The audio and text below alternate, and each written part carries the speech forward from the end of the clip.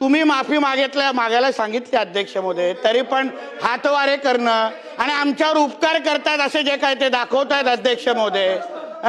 उद्या काय हे लोकांना कोणाच्या त्या औरंगजेबाला खुश करण्यासाठी, त्या टिप्याला खुश करण्यासाठी हे कार्यक्रम करतायत का?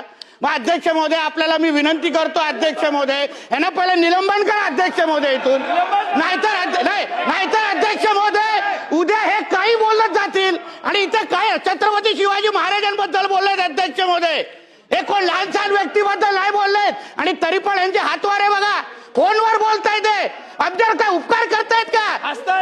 एवढं बोलायचं ना, जाऊन बोला ना त्या टिप्या आणि औरंगजेबाबद्दल।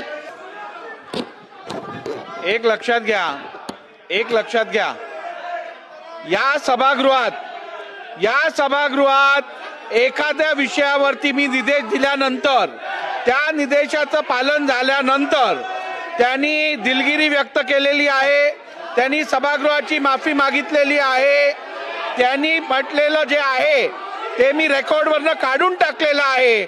त्यामुळे आता आपण याच्यात पुढे जायला पाहिजे, आता आपण कामकाज पुढे न्यायला पाहिजे।